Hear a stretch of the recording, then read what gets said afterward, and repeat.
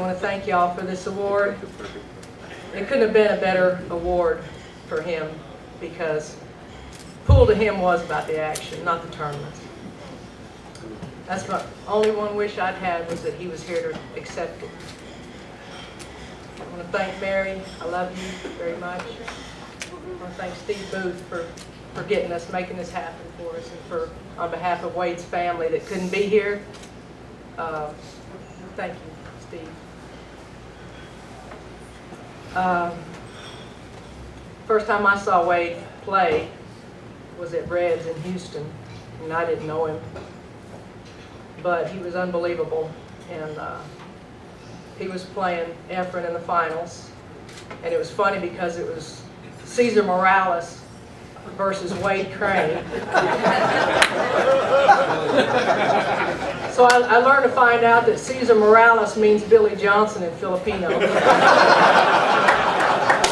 That's all I could figure out. Then a few years later, I went to a tournament at JOB's in Nashville, and that's where we met. And we fell in love, and it was pretty whirlwind romance. We got married about 6 months later at a tournament in Reno. Yeah, it's all about pool. I wouldn't have gotten to play on the WPBA and to know a lot of you players if it hadn't been for Billy Wade. I called him Wade because he was my husband. It felt weird calling him Billy.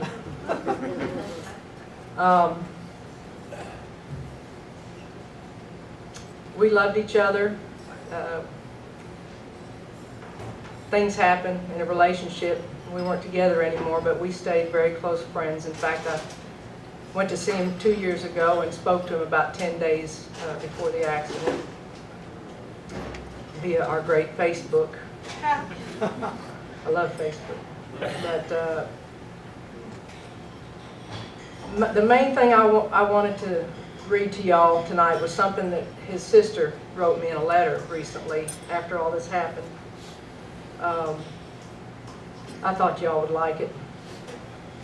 And I'm going to read it exactly like she wrote it to me because they're country folk. They're from the mountains in North Carolina, and I love the way they talk, and they write just like they talk. So it says, the pool world has been so great and shown so much love and respect. I know Wade would have been so proud, and especially the award he is to receive. This is from his sister Kay. I would so love to be there, but the way this weather is, and I am diabetic and so far to travel, I'm just afraid I could not make it. It's truly an honor to be asked to come for this event. I treasure every little clipping, picture, and article I have on Wade. I had pictures when he come home from Chicago with his first car, and he was so proud we had to ride around town and show it off. He was James Dean and I was Sandra Dee. We was very cool. Back in the 50s and early 60s, he'd print more than any girl I ever saw. Every hair had to be in place. I used to get Alberto VO5 for my hair. If I didn't hide it, he used it all on his hair. What was mine was his. He knew that. We always had the radio on of a morning while we dressed for school. We had our favorite tunes that was played every morning, and of course we both become singers. At least we thought we were good. I can still hear him singing A White Sport Coat and a Pink Carnation, among others. He was always the perfect gentleman, and this is in quotation marks, or in parentheses, when he wanted to be. As far back as I can remember. His early days of pool, he left the pool room late. All of town was dark and closed. And close to the pool room was a little alley that come off the street, and it was pitch black dark. We stayed with our grandmother, and she lived below the pool room. He had it well memorized. At about 3 jumps from the street, he hit one level, 1 jump from the steps, 1 jump to the big barrel, oil barrel, and jump from that barrel to the ground, then run to the door. Well, I could count 1, 2, 3, then 4, 5, 6, and he was at the door. I usually had the door open, waiting on him. Well, one night I was a little slow getting to the door, and all of a sudden he hit the door. The latch flew off, and Wade comes sliding in on his side, all the way into the kitchen like a baseball player sliding into base, all stretched out. I just made the umpire motion over him and yelled, "Safe." Turned and looked, and my grandmother thought he was a burglar breaking in, and she had a very nervous pistol pointed at him. Now I'm trying to shield his body till he gets out of the floor, yelling, "No, no, don't shoot, it's Wade." After the scare of the unsteady gun hand, we laughed half the night. She darn well wanted to shoot both of us. One night he jumps off the barrel, runs into my sister's boyfriend head to head and knocks him out cold. My sister's yelling, "Wade, you killed him." He never slowed down. He just keeps going till he's inside. I would love to receive the award on him. Steve Booth said he would get me pictures and one better, a video of the award. So you know. That's you guys. You're held to it now. Y'all held to it now. I will gladly share with the rest of the family and hopefully get them copies made. I have tried to write short notes, thank you notes to all that send money or writes a farewell to him, but please express my thanks to all. I'm going to keep it short because I know we're running short on time and everything. And on behalf of his family and Wade, my friend, we thank you so much for this award. And I'll turn it over to Freddy, and I want you all to hear some great stories about Billy Wade.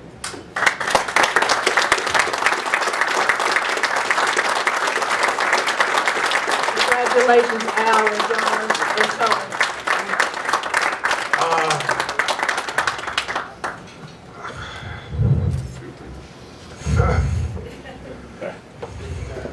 Billy was my friend, and I want to get my other friend up here, Truman Hogue, to tell a couple of stories about our guy.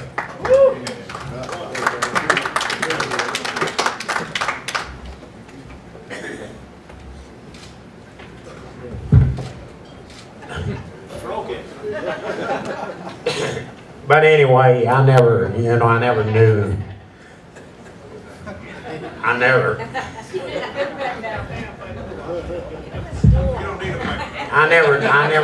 never knew Billy by Wade Crane. I always, knew him by Billy Johnson. So, every time we got together, we always, had a little fun and, pull pranks on people and stuff like that. So, in case if y'all don't know what the word bite means, that means when a pool player's gonna try to borrow money from somebody, they'll say, "Well, I'm gonna go over and put the bite on this guy."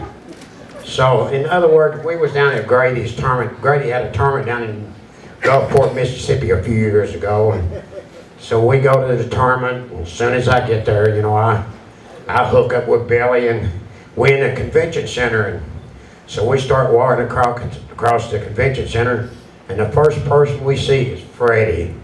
So we walk up toward Freddy, and Freddy throws his hands up in the air, and he said, "Billy," he said, "the bite's off." He said, no more bites." He said, "You've been biting me for years." He said, "The bite is off." Billy said, "Look, Freddy," he said, me and Truman's been protecting you for years, telling everybody what a great player you are. Now don't make me and Truman tell them people the truth."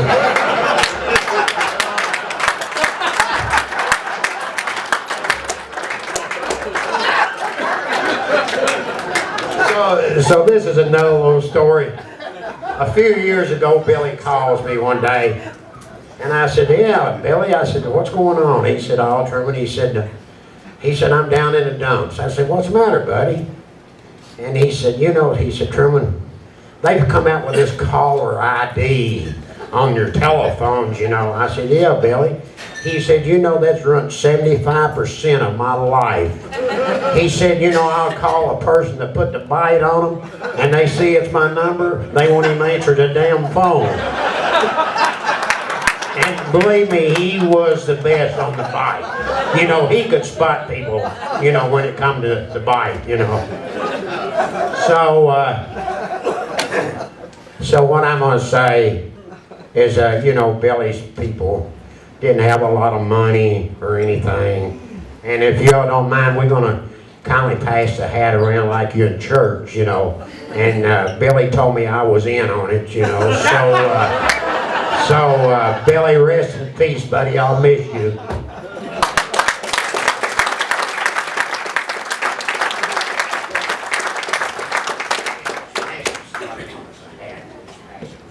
Just like Billy. Anyway, like I say, I declared a moratorium on the bite, and look at this, he's getting me from beyond the beyond the beyond. I mean, just like me, okay? I want to tell one quick story. Probably the greatest, most fun night I ever had in pool was with him and We'll Buddy. just pass it around here or something. We were at the tournament in Philadelphia at the Legends, Grady's Legends Thanks, tournament. Alan. And Cornbread Red was going to play John Cornflakes Hennigan. Thanks. They're going to play for like $30,000. 2 sets, $15,000 a set. Now Billy, Wade, Buddy, and I are all together, and they had a table there, and the line was open. You bet all you wanted. Now there was a guy there was from Philadelphia was saying, "Don't bet against this Billy Hennigan Cornflakes. This guy's used to betting big money. Money don't bother him." I said, "Money don't bother him. He's used to playing for big money." He may be used to playing for big money, but he ain't played for big money against Cornbread Red. So Buddy, Billy, and I, we went to the table. We bet 600 each. Remember, Buddy? Now we said sweat at the game. It was just wonderful. Now they're playing on tape pockets. Were like 3 triple shrimp pockets. Cornbread wins the first set pretty easy. Going racing to 6. He wins about 6-1, 6-2. So now we go back to the table to collect our money. Now we don't dare dream, we're hoping, can we bet again? The guy said, "Do you want to double up?" Yeah. We're looking at each other, we're giggling. Billy and Buddy and I were giggling. Well, okay, well, can we bet the 12? Yeah, go ahead, you can bet the 12. They opened up the line, they were really betting big on this. Hennigan is, he's the guy that he plays in the poker tournaments now, big money poker player. So we're down for 1,200. Now we're watching the game. Now I mean, the fun we had, giggling, tee-hee, and Red ain't missed the ball. And for the final shot, now the pockets are this big. They're playing last pocket 9 ball. Real tough game. Red's got it straight back for the 30 grand. He reared back. He cranked that slip stroke back about 4 feet and whistled it on home, you know. And we jumped up, giggling, happy. I mean, it was just, remember that, Buddy? We're had a great night. It was just so much fun to be with Billy, you know. And he told me one time, one of the most memorable things I ever remembered about pool players. We're talking about Cornbread Red, you know, and Red was getting kind of old. I never forgot him. He said, "You know, we got to enjoy him while we got him, because ain't another one like him ain't ever going to come along, you know." And I thought about that. And that's right. I do miss Red Burl, and I do miss Buddy Burl. Of course, him and Buddy, him and Red are probably running around on the road right now. Red and Billy. Anyway, where's Truman? You did the thing. Dan, pass the hat. Okay, I'm.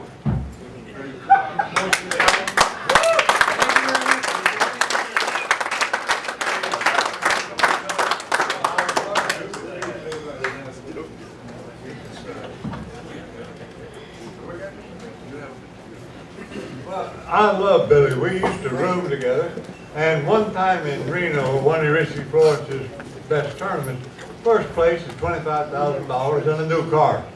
And I'm playing great. I'm undefeated. I'm like, the worst I can do is 5th and 6th. And Wade and I are rooming together. So I want to play the next day, so I go to the room, and because he's in there, I don't think I'm bolting that double lock. So I go to sleep and I put my clothes in the dresser like I always did. Now I wake up the next day and my clothes are on the floor. I don't think much about it. Billy's not in there, so I go and I take a shower and I come out. My money's gone. I had like $1,600 and my cue stick's gone.